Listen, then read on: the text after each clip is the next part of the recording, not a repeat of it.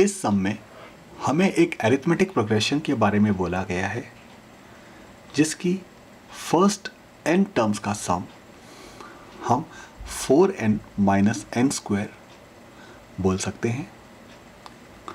हमें इस AP की पहली टर्म, दूसरी टर्म, पहली और दूसरी टर्म दोनों का sum, third term, 10th term और जनरल टर्म मतलब nth टर्म हमें फाइंड आउट करनी है।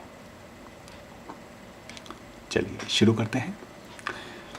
सम of n terms is equal to 4n minus n square.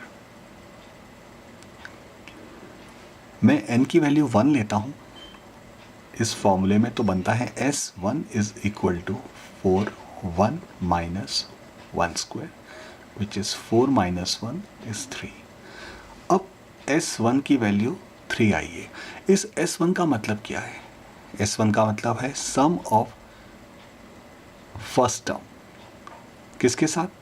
किसी के साथ नहीं, सिर्फ पहली टर्म।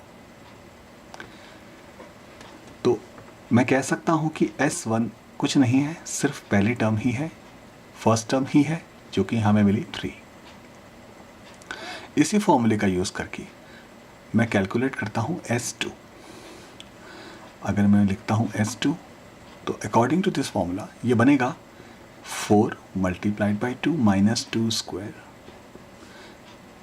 8 minus 4 is 4।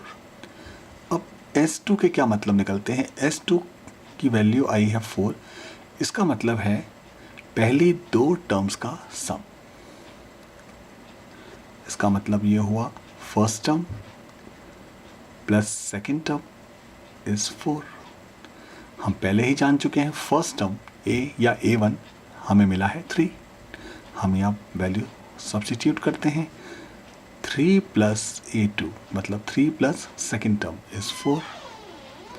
इसका मतलब A2 की वैल्यू है 4 माइनस 3 विच इज 1। तो अब तक हमें क्या मिला? हमें मिली फर्स्ट टर्म 3, सेकेंड टर्म 1 और पहली दो टर्म्स का सम 4। अब फर्स्ट टर्म अगर 3 हो, सेकेंड टर्म 1 हो, तो कॉमन डिफरेंस क्या होगा? कॉमन डिफरेंस है second term minus first term, 1 minus 3 मतलब -2। तो कॉमन डिफरेंस निकला -2। अब हमें इसकी थर्ड टर्म, 10th टर्म और nth टर्म फाइंड आउट करनी है। हम सबसे पहले nth टर्म फाइंड आउट करते हैं, जिसकी हेल्प से हम थर्ड और 10th टर्म निकाल लेंगे। चलिए nth टर्म होती है a plus n minus 1 d, जहाँ पे a फर्स्ट टर्म है और d कॉमन डिफरेंस है। फर्स्ट टर्म की जगह मैं रखता हूँ 3 प्लस n माइनस 1 और कॉमन डिफरेंस की जगह रखते हैं -2। तो इस प्रकार a n बना 3 प्लस, देखिए -2 को मैं n माइनस 1 से मल्टीप्लाई करता हूँ तो मुझे मिलेगा -2n plus 2, minus minus plus, तो -2 -1 से मल्टीप्लाई होके 2 रह जाएगा।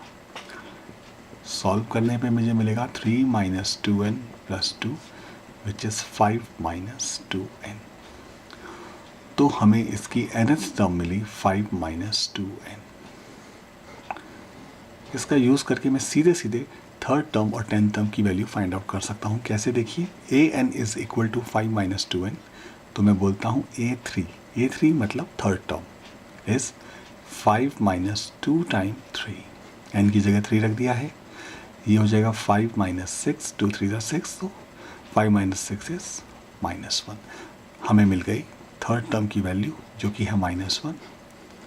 बिल्कुल इसी तरह से इसी फॉर्मूले का यूज़ करके मैं 10th टर्म फाइंड आउट कर सकता हूँ। a10 होगा 5 minus 2 multiplied by 10, 5 minus 20 is -15, तो 10th टर्म इसकी हुई -15।